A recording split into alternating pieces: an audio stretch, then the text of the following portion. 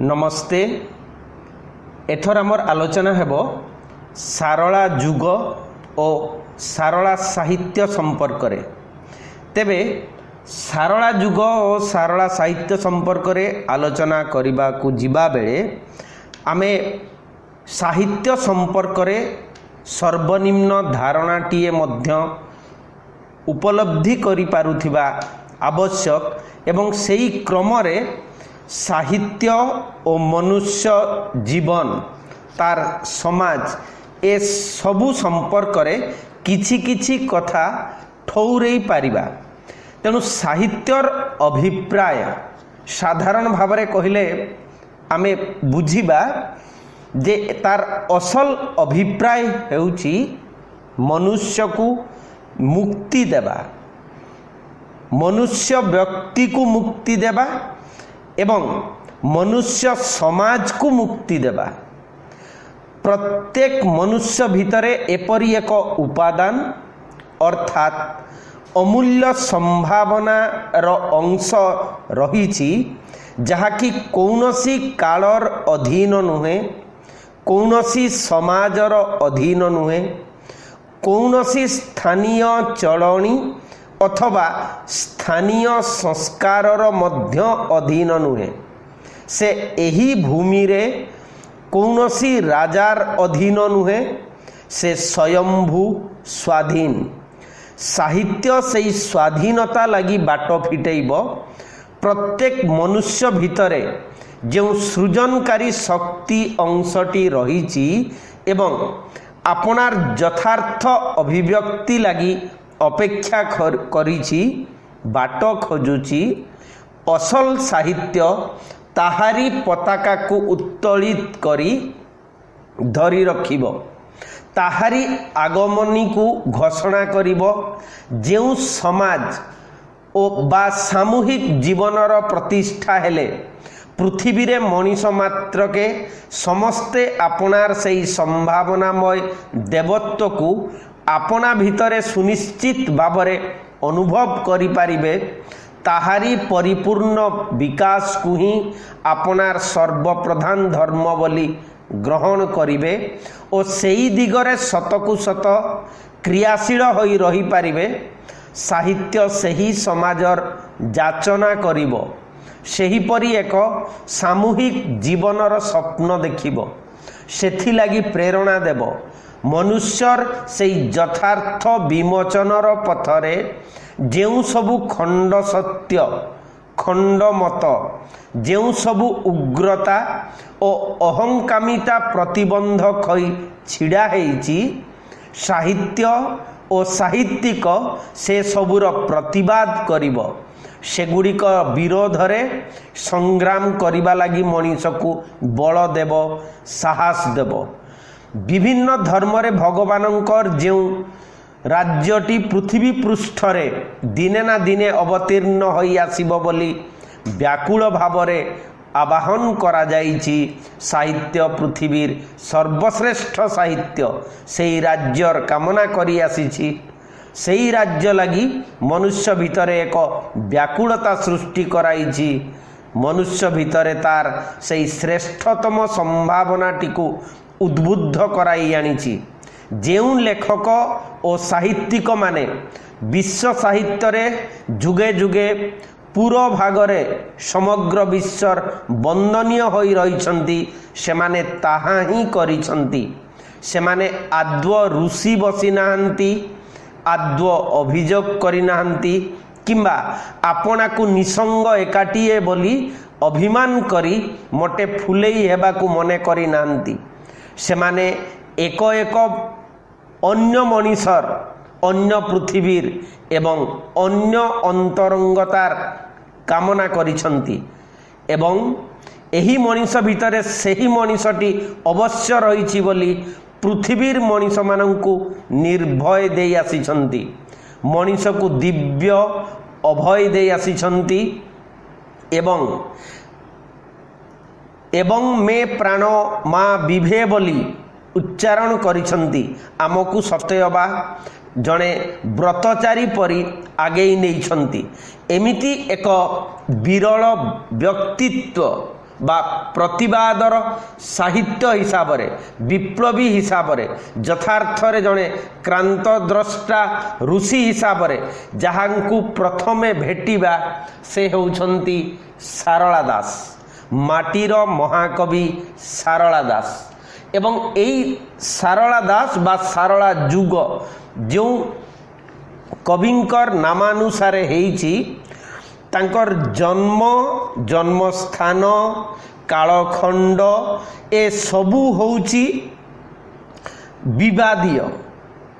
जेते आलोचक से संपर्क रे मत देइछंती समस्तंक मतरे कौनसी ना कौनसी जगारे खुण रही।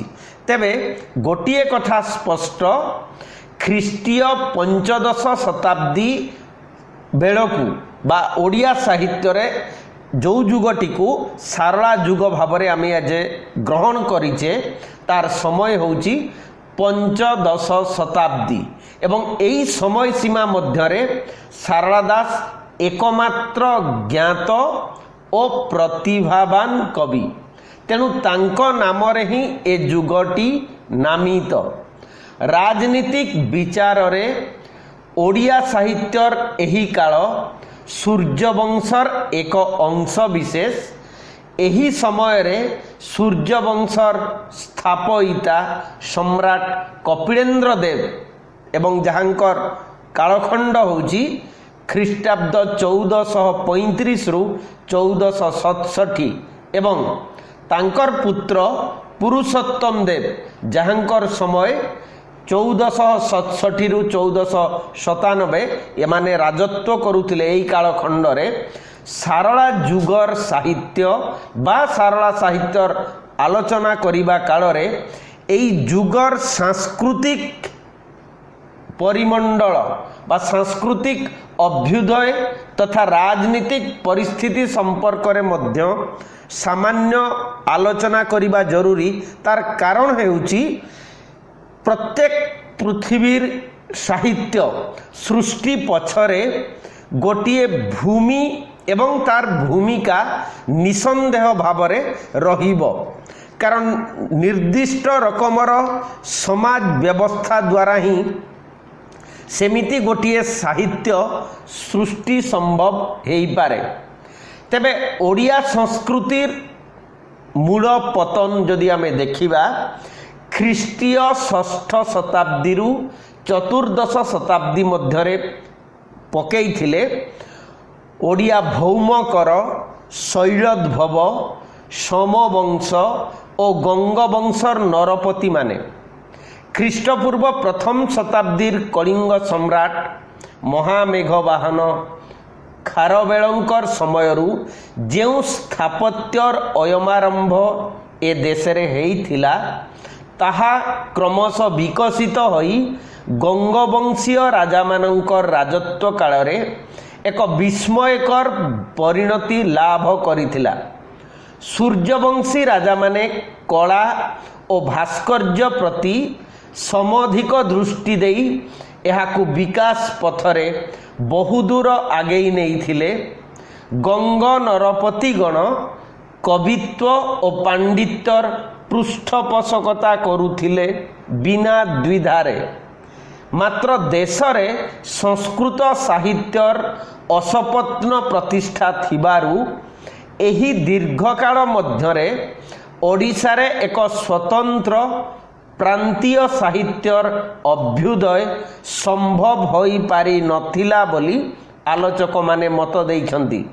देशरे संस्कृत साहित्यादर्श शिष्ट समाजर प्रणिधानर विषय थिला एवं सेई कालखंड भितरे सारला दासंकर समय जदि कुहा जीवो केवल सारला दास नुहे परवर्ती समय रे जदि आमे देखिबा जगन्नाथ दासंकर पर्यंत एमिति कि दीनकृष्ण दासंकर पर्यंत मध्य ताहा होउची मुख्यतः प्रतिवाद बा प्राकृत भाषा रे रचित हेइथिबा साहित्य।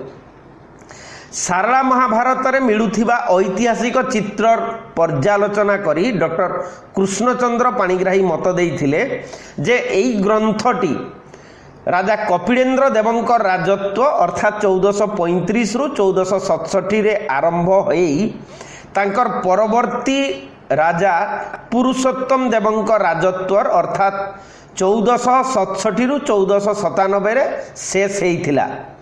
कपिलेन्द्र देव ओडिशा सूर्यवंशर सर्वप्रथम राजा थिले। सीए वीर थिले, दिग्विजयी थिले। तांकर साम्राज्य दक्षिण भारतर अनेक दूर को विस्तृत होइथिला। राज्य रे समृद्धि और संपन्नता विराजमान करुथिला। प्रजा माने सुखी थिले, राजा प्रजावत्सल थिले।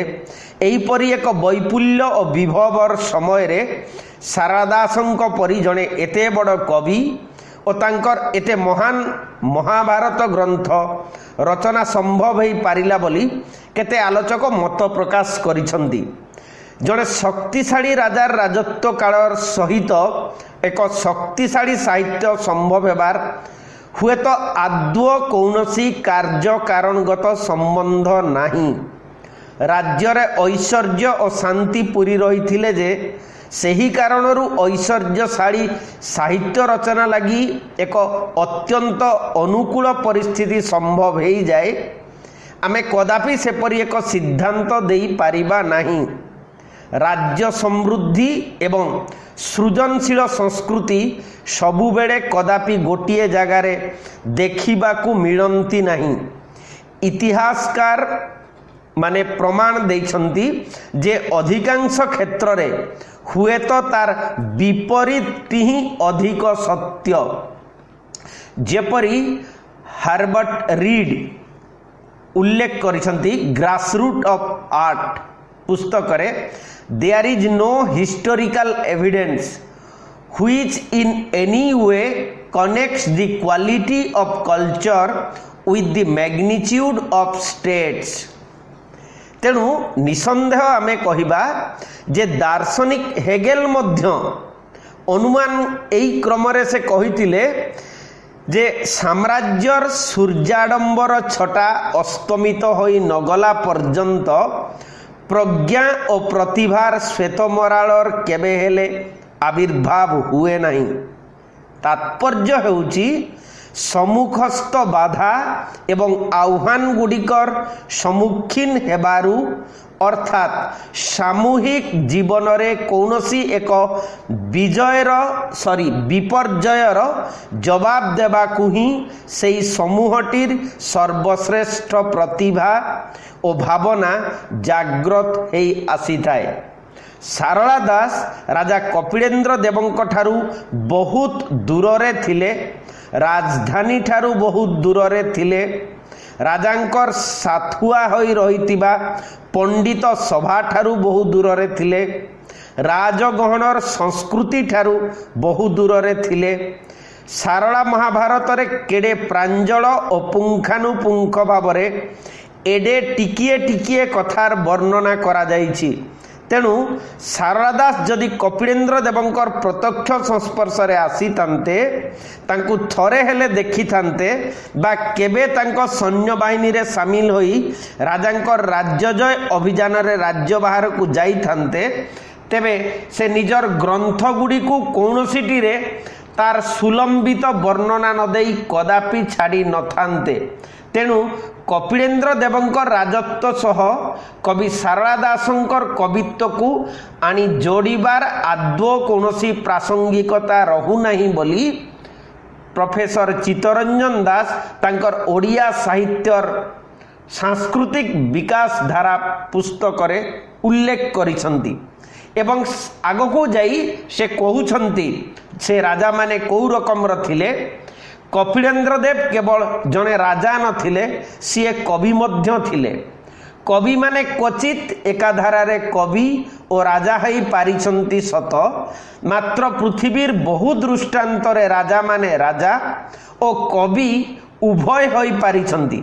विशेषतः भारतवर्षर प्राय सबु बड़ राजांकर प्रभामंडल सहित तांकर कवित्वकारिता सतेअबा एक पुच्छ परी जोड़ी दिया जाइछि। कविंकर सभारे पंडित रत्न माने रहुथिले सेई मानकर प्रेरणा पाई हुए तो राजा मध्य स्वयं कवि हेबाकू मन बलाउथिले अथवा राजा सन्निधान द्वारा उल्लसित होई सभारे तांकू बेष्टन करी रहिथिबा कवि माने राजांको नामरे ही स्वलिखित कृति गुडी को आनी भणिता करी देउथिले स्थाने स्थाने स्वयं राजा देशरे मध्य एपरी होइथिबा मोटे असंभव नुहे और सेई जुगर परिवेशटी मध्यरे ताहाकू हुए तो आद्व असमीचीन बोली गणा जाई नथिला। कपिलेन्द्र देवंक नाम रे परशुराम विजय बोली खंडे नाटकर भणिता रही से नाटक परशुरामंकर विजय विषय लेखा है अथवा स्वयं कपिलेन्द्र देवंकर विजय को चक्षु समक्षरे रखी परशुरामंक नाम रे लेखा है से विषय मध्य बेस भाविबाकू पड़ी थाए कारण परशुराम विजय नाटकटीर आरंभ रे सूत्रधर आसी दर्शक मंडली को कहूछि जे स्वयं राजा कपिलेन्द्र देव हेउछंती परशुरामंकर अवतार एवं तेणु परशुरामंक प्रति तांको हृदय रे प्रगाढ़ श्रद्धा रहिछि। स्वयं नाट्यकार पक्षरे मुख्य अधिष्ठाता सहित निजकू नहीं जोड़ी देबार प्रवृत्ति को जेकोसी समीक्षार मानदंड रे रस और रुचिर केवल एक अभाव को ही सूचाई दे जीवो। सभार कौनसी स्तावक जे कपिलेन्द्र देवंक नाम रे स्वलिखित एई राज प्रशस्तिमूलक नाटकटी को भणिता करि देई नथिबे से कथा बा कहीं संभव न हेबो बोली प्रश्न पचारिछंती आलोचक चित्तरंजन दास। तेबे सूर्यवंश को ओडिशार प्रथम ओडिया राजवंश बोली गर्व अनुभव करिबा और तेणु किंचित भावप्रवण होई ताहाकू बहुत गौरवर अधिकारी कराइबा ओडिशारे खूब बेसी असंगत बोली आद्व मने होई न पारे। गंगवंश को उत्सतः एक द्राविड़ वंश कही सूर्यवंशर गजपति मानंकु एवं विशेषतः प्रथम गजपति राजा कपिलेन्द्र देवंकु आम हृदयर अपेक्षाकृत अधिक अनुमोदन ज्ञापन करिबार प्रवृत्ति रे हुए तो कदापि कौनसी विकृति थिला परी मोटे लागिबो नहीं मात्र ता बोली केही जेते बेले कपिलेन्द्र देव ही ओडिया साहित्यर प्राण प्रतिष्ठाता बोली मत प्रकाश करने मन करिवे अंततः साहित्यर मान रक्षा दृष्टि ताहाकू केवल एक अत्युक्ति ही बोली ग्रहण करा जीवो एवं एई जो कपिलेन्द्र देव ही ओडिया साहित्यर प्राण प्रतिष्ठाता से वास्तविक धाड़ीटीए होउछि परमानंद आचार्य ओडिशार प्रत्नतत्व और अन्यान्य प्रबंध पुस्तक जहाँ प्रकाशन करिसंती ओडिशा साहित्य एकाडेमी से ग्रंथरे से ता उल्लेख करिसंती जोटाकू चित्तरंजन दास आलोचना करिसंती तांकर ओडिया साहित्यर सांस्कृतिक विकास धारा ग्रंथरे। तेबे तात्विक आलोचना जदि आमे करिबा संस्कृतिर जेउ सबू विभाव अच्छी विभूति अच्छी अंश अच्छी एठी से संपर्क रे विस्तृत आलोचना प्रायतः संभव नुहे। तेबे विभिन्न आलोचक विभिन्न समीक्षक सेमानंक संपर्क रे अनेक कथा कहिसंती एवं सही कथा भितरे जेउ गुडिक लक्षणीय ताहाकू ही आमे एठी आलोचना करिबा। जो परशुराम विजय बा परशुराम व्यायोग नामक संस्कृत नाटकटी से रचना करथिले एवं सेथिरे आलोचक माने मध्य कहिसंती जे निजे ओडिया थिबारु मातृभाषा प्रति तांकर प्रगाढ़ सहानुभूति थिला एणु एथिरे से संस्कृत संगीत परिवर्ते एक ओडिया संगीतर संयोजना करथिले। अमर रागरे रचित एई संगीतटी रानी चंद्रबदनांकर मुखरे दिया जाइछि। पुरुषोत्तम देव विष्णु भक्ति कल्पद्रुम नाम मालिका प्रभृति ग्रंथ मध्य रचना करथिले। तांको समय रे सभा पंडित राय दिवाकर मिश्र अभिनव गीत गोविंद अभिनव बेणी संहार भरतामृत महाकाव्य ଧ୍ରୁବ ଚରିତ, ରସମଞ୍ଜରୀ, ପାରିଜାତ ହରଣ ନାଟକ ଓ ହରିଚରିତ ଚମ୍ପୁ ରଚନା କରିଥିବା ଜଣାଯାଏ। ଏଗୁଡ଼ିକ ସବୁ ହେଉଛି ସଂସ୍କୃତ କାବ୍ୟ ଓ ନାଟକ। ଏବଂ ପରବର୍ତ୍ତୀ ସମୟରେ ଯେତେବେଳେ ସାରଳା ଦାସଙ୍କ ସମ୍ପର୍କରେ ସମ୍ପୂର୍ଣ୍ଣ ଆଲୋଚନା ହେବ ସେତେବେଳେ ଆମେ ଜାଣିବା ଯେ ସାରଳା ଦାସ ଯେମିତି ଏହି ସଂସ୍କୃତ ସାହିତ୍ୟର ସଂସ୍କୃତ ମାନସିକତାର ଯେଉଁ ଆଧିପତ୍ୟ ଏବଂ ସଂକୀର୍ଣ୍ଣତାର ନିର୍ଦ୍ଦିଷ୍ଟ କେବଳ ସୁଧୀ ବ୍ରାହ୍ମଣ ପଣ୍ଡିତମାନଙ୍କର ନିୟନ୍ତ୍ରଣରୁ ସତ୍ୟକୁ, ଧର୍ମକୁ, ମାନବୀୟ ସମ୍ବେଦନାକୁ ଲୋକଙ୍କ ନିକଟକୁ ଆଣିବାର ଏକ ପ୍ରତିବାଦ ହିସାବରେ ପ୍ରଥମ ଥର ଆଞ୍ଚଳିକ ଭାଷାରେ ମହାଭାରତ ରଚନା କରିବାର ଦୁଃସାହସ କରିଛନ୍ତି। ତେଣୁ ସେହି ବିପ୍ଳବୀ କବିଙ୍କର ଜୀବନୀ ଭିତରକୁ ଯିବା ପୂର୍ବରୁ ସେ ସମୟର ରାଜନୀତିକ ସାଂସ୍କୃତିକ ବାତାବରଣ ସମ୍ପର୍କରେ ମଧ୍ୟ କିଛି ଜାଣିବା ଜରୁରୀ ଯେ କପିଳେନ୍ଦ୍ର ଦେବଙ୍କ ରାଜତ୍ୱ କାଳରେ ଓଡ଼ିଆ ଭାଷାର ପ୍ରଥମ ସାହିତ୍ୟ ସୃଷ୍ଟି ହେବାର ବହୁ କାରଣ ରହିଛି ବୋଲି କିଛି ଆଲୋଚକ କହିଛନ୍ତି। ନବମ ଦଶମ ଶତାବ୍ଦୀରେ ବୌଦ୍ଧ ସହଜିଆମାନଙ୍କର ଉଦାର ଧର୍ମନୀତି ସାମାଜିକ ଜୀବନକୁ ପ୍ରାୟ ଅନ୍ତଃସାର ଶୂନ୍ୟ କରିଦେଇଥିଲା। ଏକାଦଶ ଦ୍ୱାଦଶ ଶତାବ୍ଦୀରେ ଗଙ୍ଗବଂଶର ଅଭ୍ୟୁତ୍ଥାନରେ ଏହି ଦୁରବସ୍ଥା କିଞ୍ଚିତ ପରିମାଣରେ ଦୂର ହୋଇଥିଲେ ମଧ୍ୟ ଚତୁର୍ଦ୍ଦଶ ଶତାବ୍ଦୀ ବେଳକୁ ଗଙ୍ଗବଂଶ ରାଜାମାନେ ଦୁର୍ବଳ ହୋଇ ପଡ଼ିଥିଲେ ଏବଂ ଦେଶର ରାଜନୀତିକ ଜୀବନ ପୁନର୍ବାର ଅସ୍ଥିରତାରେ ପୂର୍ଣ୍ଣ ହୋଇ ଉଠିଲା। ଏହି ସମୟରେ କପିଳେନ୍ଦ୍ର ଦେବ ଓଡ଼ିଶାର ସିଂହାସନ ଅଧିକାର କରି ଦେଶରେ ଶାନ୍ତିପୂର୍ଣ୍ଣ ବାତାବରଣ ଫେରାଇ ଆଣିବା ଚେଷ୍ଟାରେ ସଫଳ ହୋଇଥିଲେ। ଏହା ଫଳରେ ଦୀର୍ଘକାଳର ଅସ୍ଥିରତା ଦୂର ହେଲା ଏବଂ ଓଡ଼ିଆମାନେ ସାହିତ୍ୟ, ଶିଳ୍ପ, ବାଣିଜ୍ୟ ଇତ୍ୟାଦିର ଉନ୍ନତି ନିମିତ୍ତ ଯତ୍ନବାନ ହୋଇପଡ଼ିଲେ। ସୌଭାଗ୍ୟବଶତଃ କପିଳେନ୍ଦ୍ର ଦେବ ଥିଲେ ଓଡ଼ିଆ ମାଟିର ସନ୍ତାନ। ତେବେ ଓଡ଼ିଆର ଅସ୍ମିତା ଯେଉଁଟାକୁ ବାସ୍ତବ ଅର୍ଥରେ ଆମେ ଜାତୀୟତାବାଦୀ କହିବା ଆମେ ଜାଣିବା ମଧ୍ୟ ଜରୁରୀ। ବିଶ୍ୱ ସାହିତ୍ୟରେ ଜାତୀୟତାବାଦ ନାମକ ବା ନ୍ୟାସନାଲିଜିମ୍ର ଯେଉଁ ସ୍ପିରିଟ୍ ତାର ଅଭ୍ୟୁତ୍ଥାନ ହେଇଛି ଅଷ୍ଟାଦଶ ଶତାବ୍ଦୀ ପରବର୍ତ୍ତୀ ସମୟରେ ଇଟାଲୀରେ। ତା ପୂର୍ବରୁ ଯାହା ତାହା ହେଉଛି ସ୍ୱଦେଶ ଅନୁରକ୍ତି ବା ସେମିତି କିଛି ପାରିଭାଷିକ ଶବ୍ଦରେ ତାକୁ ହୁଏତ ଅଭିବ୍ୟକ୍ତ କରାଯାଇପାରିବ, କିନ୍ତୁ ନ୍ୟାସନାଲିଷ୍ଟ ସ୍ପିରିଟ୍ ସମ୍ଭବତଃ ସେ ପର୍ଯ୍ୟନ୍ତ ପୃଥିବୀର ଚେତନା ଭିତରକୁ ଆସିନଥିବ। ସୌଭାଗ୍ୟବଶତଃ ତେଣୁ ତାଙ୍କୁ ଯେଉଁ କୁହାଯାଉଛି ଓଡ଼ିଆ ମାଟିର ପ୍ରଥମ ସନ୍ତାନ, ଓଡ଼ିଆର ଅସ୍ମିତା ମଧ୍ୟ ତାଙ୍କ ପାଖରେ ଥିବ କିମ୍ବା ନାହିଁ ତାହା ପ୍ରମାଣ ସାପେକ୍ଷ। ତାଙ୍କ ପୂର୍ବରୁ ଶାସନ କରୁଥିବା ସମବଂଶ କୋଶଳ କହିଲେ ମୁଖ୍ୟତଃ ଆମର ହେଉଛି ପଶ୍ଚିମ ଓଡ଼ିଶା ଏବଂ ଗଙ୍ଗବଂଶ ଆନ୍ଧ୍ର ଅଞ୍ଚଳରୁ ଆସିଥିଲେ। ପୂର୍ବବର୍ତ୍ତୀ ଶାସନ କାଳ ଅପେକ୍ଷା କପିଳେନ୍ଦ୍ର ଦେବଙ୍କର ସ୍ଥାପିତ ସୂର୍ଯ୍ୟବଂଶର ଶାସନ କାଳରେ ଓଡ଼ିଆ ସାହିତ୍ୟର ଅଭିବୃଦ୍ଧି ପାଇଁ ଅଧିକ ଅନୁକୂଳ ବାତାବରଣ ସୃଷ୍ଟି ହେବା ସ୍ୱାଭାବିକ ବୋଲି ଆଲୋଚକମାନେ କହନ୍ତି, ଯେଉଁଟାକୁ ପ୍ରାବନ୍ଧିକ ଚିତ୍ତରଞ୍ଜନ ଦାସ ସମୀକ୍ଷା କରିଛନ୍ତି ଏବଂ କହୁଛନ୍ତି ଯେ ସାମାଜିକ ବାତାବରଣ ଅନୁସାରେ ସତତ ସାହିତ୍ୟ ସେମିତି ସମ୍ଭବ ହୋଇନପାରେ। ତେବେ କପିଳେନ୍ଦ୍ର ଗଙ୍ଗା ଠାରୁ ଗୋଦାବରୀ ପର୍ଯ୍ୟନ୍ତ ବା କାବେରୀ ପର୍ଯ୍ୟନ୍ତ ସାମ୍ରାଜ୍ୟ ବିସ୍ତାର କରି ଓଡ଼ିଆମାନଙ୍କ ମନରେ ନବଚେତନା, ଉଦ୍ଦୀପନା, ଆଶା ଓ ଆକାଂକ୍ଷା ଜାଗ୍ରତ କରିଥିଲେ ଏବଂ ସେମାନଙ୍କର ଭୌଗୋଳିକ ଦୃଷ୍ଟିକୁ ସମ୍ପ୍ରସାରିତ କରିଥିଲେ। ଏଣୁ ତାଙ୍କ ରାଜତ୍ୱ କାଳ ହିଁ ଓଡ଼ିଆ ସାହିତ୍ୟର ଅଭ୍ୟୁଦୟ ପାଇଁ ଏକାନ୍ତ ଅନୁକୂଳ ଥିଲା ବୋଲି ଆଲୋଚକ ସୁରେନ୍ଦ୍ର ମହାରଣା ତାଙ୍କର ଓଡ଼ିଆ ସାହିତ୍ୟର ଇତିହାସରେ ସେହି ମତ ଦେଇଛନ୍ତି।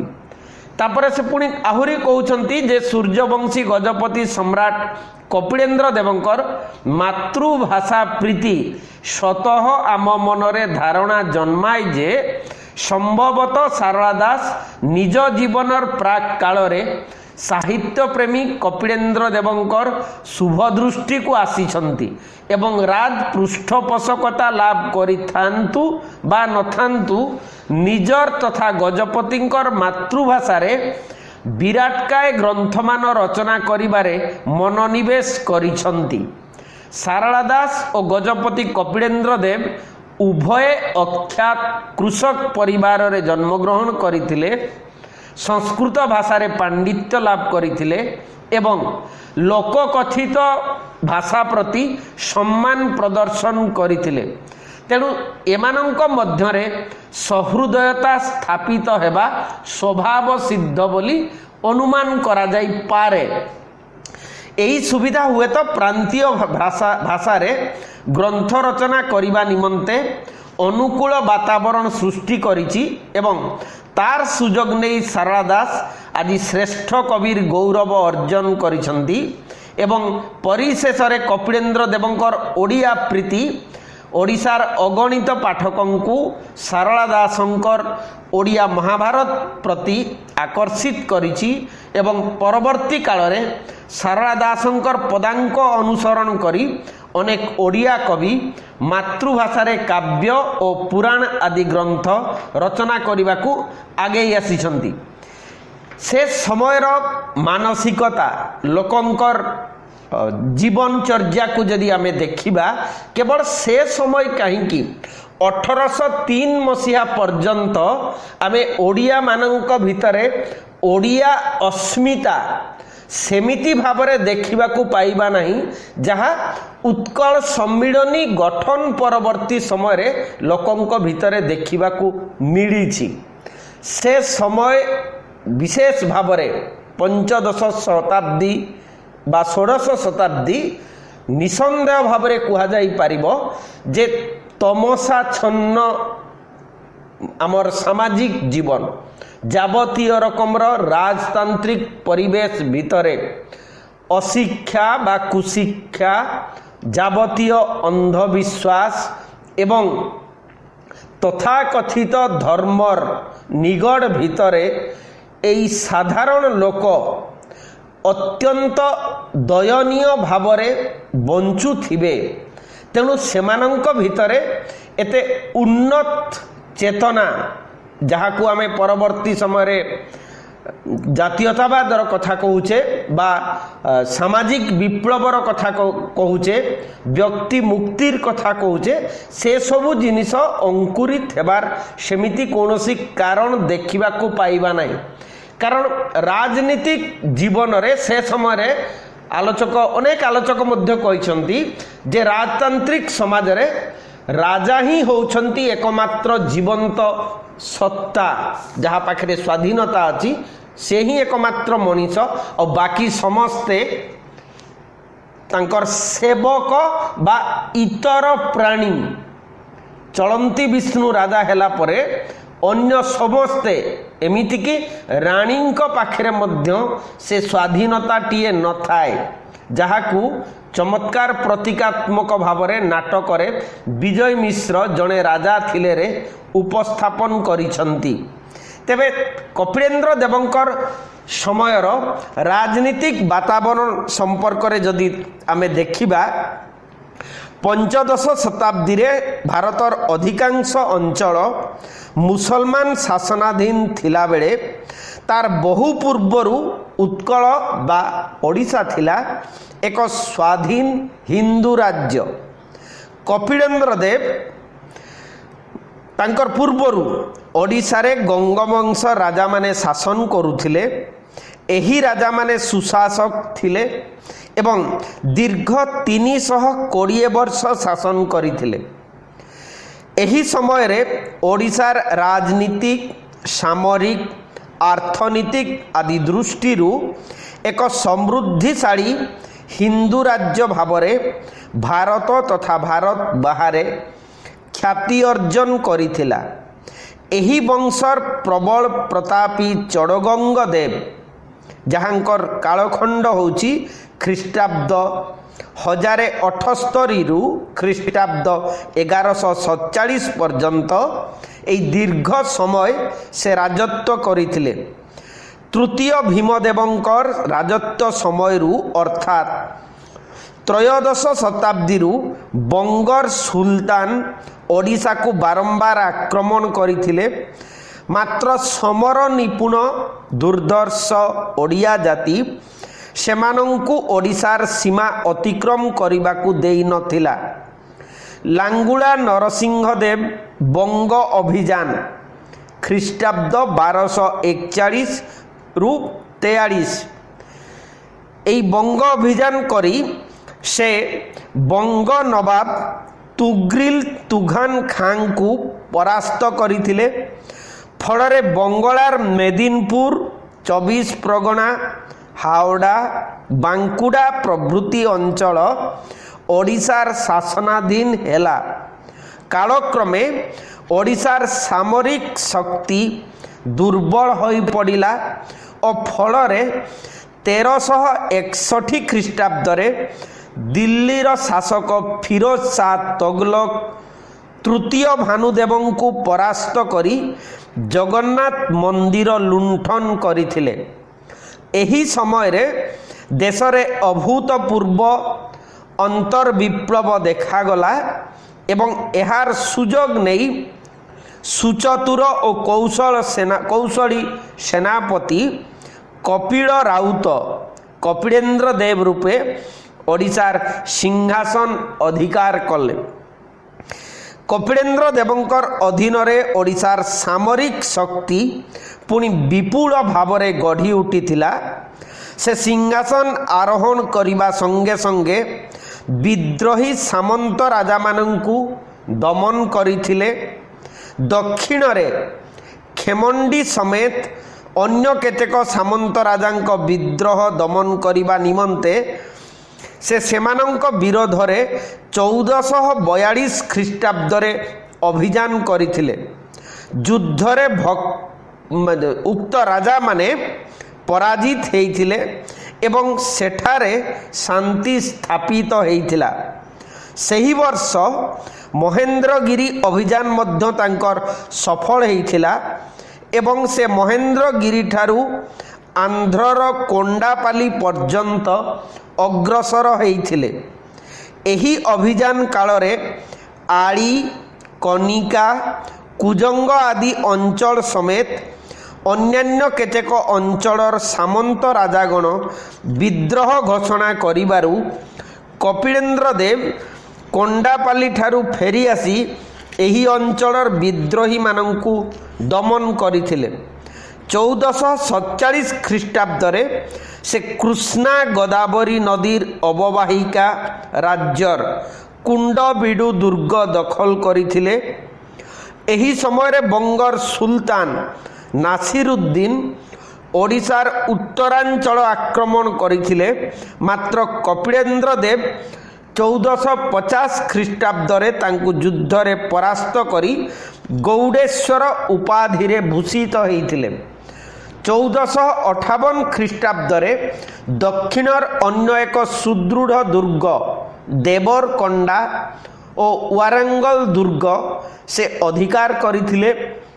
1456 ख्रीष्टाब्दरे विजयनगर साम्राज्याधीन थिबा तामिल भाषी अंचलर उदयगिरी और चंद्रगिरी नामक प्रदेश द्वय अधिकार करी से कांची नगर वर्तमान जार नाम होची कांजीवरम मध्य दखल करिथिले।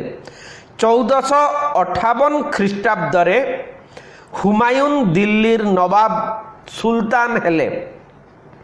तांको सैन्य माने सेनापति जलाल खानकर नेतृत्व रे बहुदिन पर्यंत देवरकोंडा दुर्ग अधिकार करिथिले।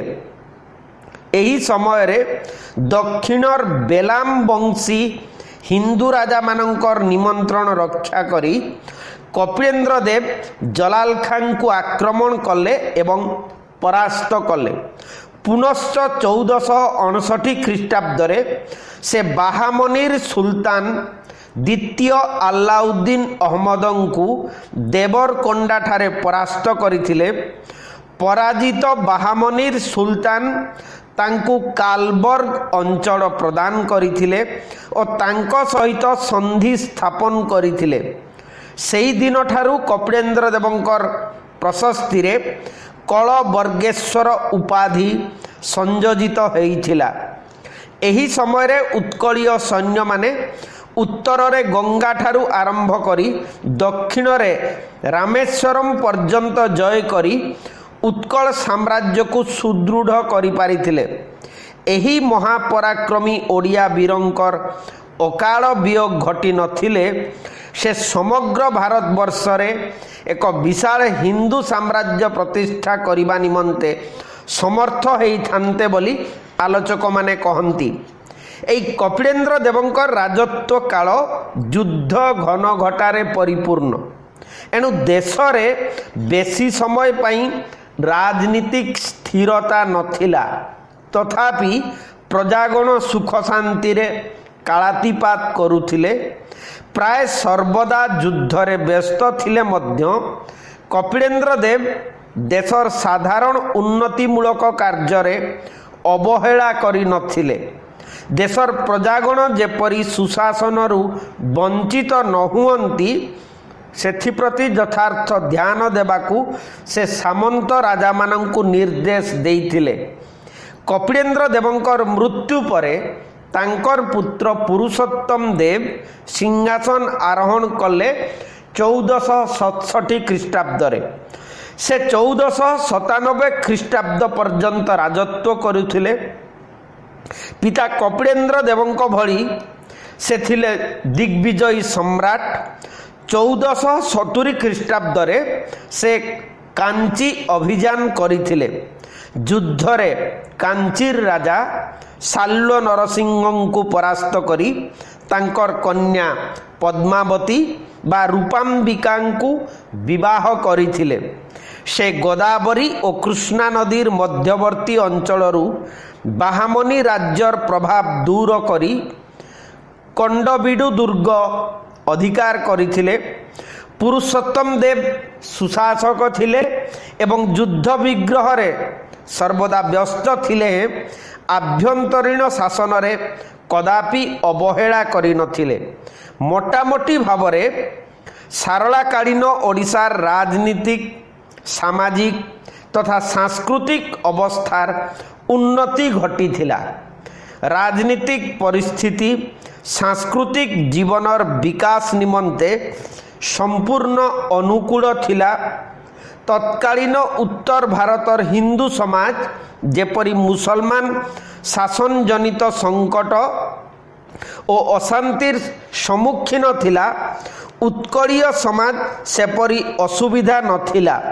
समग्र देश कपिलेन्द्र और पुरुषोत्तम को भली महाप्रतापी सुशासक विद्वत्साही और प्रजानुरंजक शासक पाई सुख शांति और ऐश्वर्य उपभोग करुथिला बोली कुहा जाई पारिबो। आज एतिकी थाउ। परवर्ती समय रे आमे सारला दासंकर प्रसंग को जिबा। कमेंट रे जहाँ चाहिए लिखि पारिबे। नमस्ते, धन्यवाद।